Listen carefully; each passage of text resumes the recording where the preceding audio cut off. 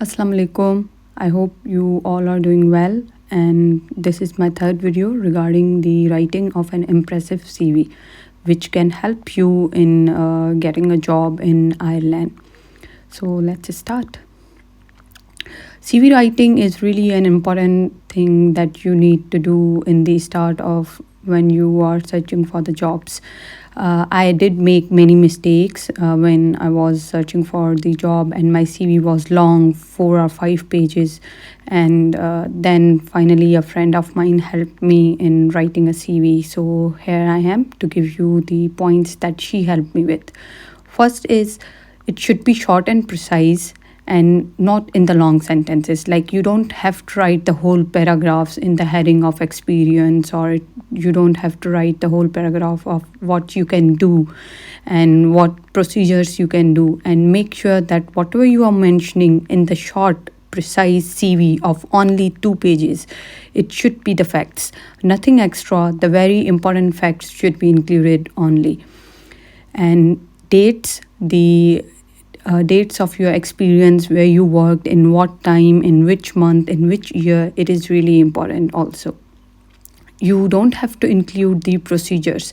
You don't have to include like what you can do. You can do the IV line, you can pass an ETT, you can, being a surgeon, you can do hernia, laparotomy. This is what I did in my first CV. Yes, I did that. My CV was 5 pages long. So maybe that's why I never got the CPSP program. And this CV helped me a lot with the job hunt in Ireland when I failed in CPSP program for 2 years. So I hope this video will be really helpful for you, because in the coming time I will be showing you my CV, and I hope it will be really helpful. This is the one CV which I used to submit for my CPSP programs. So this is what I used to do. Work experiences, all the surgeries I used to do, my whole mark sheet literally. But this one here is the 2-pager CV of me. In the start, you can see in the personal information, in a one block, on the left hand side is a photograph, and in bullets I have name, address, telephone, nationality, date of birth, and everything. And on the right hand side, with a short line, you write all of these in this piece of the paper, just at the upper.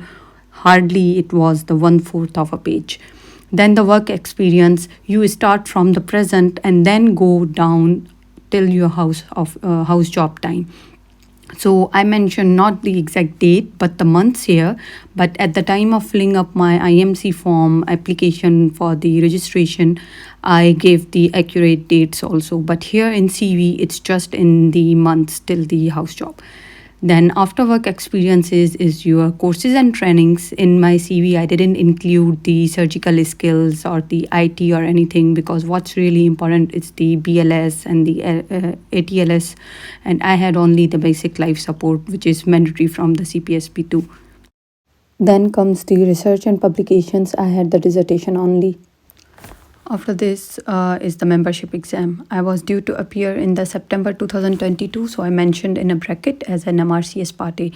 So this is how you start your CV. First is the work experience, then is the your research publications, then your courses, then your membership exam. This is what they are keen towards.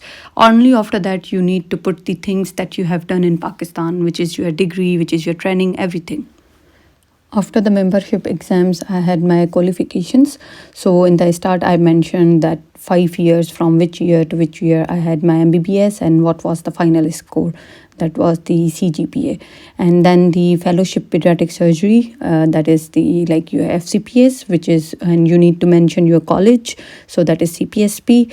And I had my exam cleared, the theory exam, not the clinical. So I did mention that the clinical exam is due in June. So you need to be very precise, that it's really important if you have anything pending in Pakistan. So once you get the job, you will be able to get the study leave for your exams which are pending in Pakistan. So yes, after that is your medical registrations. For me, it was the Pakistan Medical Council, College of Physicians and Surgeons in Pakistan, and Irish Medical Council. And do mention it in a block letters that the IMC registration is active. Only then this part up to the medical registration is the page 1 of my CV. Now the page 2 starts from the awards and achievements, like whatever the distinctions you had, if you had any scholarship, your debate competitions or anything. I mentioned it. I don't know if they'd make any difference or not, but I mentioned that I have always been a debate participant in school, college, even in university. So I mentioned. Then comes your teaching experience. Teaching experience from your, I put it in a 2 points. It was the teaching experience at the time of training. Like once you are a second year trainee or a third year trainee, you start giving your ward classes to the house officers or the third year students or the final year students. So I mentioned that, and I also mentioned that being the senior in a group in my final year, I used to help my trainees, my juniors over there, and like writing the morning meeting cases and everything. Then the oral presentation experience, again, it is really important because they are really keen to know that where you have presented yourself. And one more important thing here is to mention in which forum you gave the national presentation and where you gave the international presentation. I had two were from the at the national level, and one was a regional chapter meeting. After that is the leadership and organizational experience. In final year MBBS, I conducted, like I helped with my other group fellows making the CPC, and also I used to be really active in farewells, picnics, organizations, so I just put it there. Now at the end comes the languages.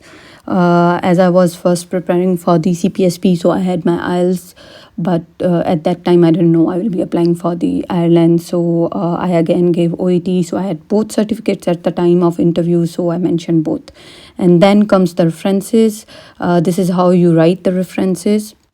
The name of your teachers should be the way they write their name on their visiting cards and anything. So if someone writes professor, so Professor ABC, Dr. ABC, and then the designation, then university or hospital's name, contact, and email.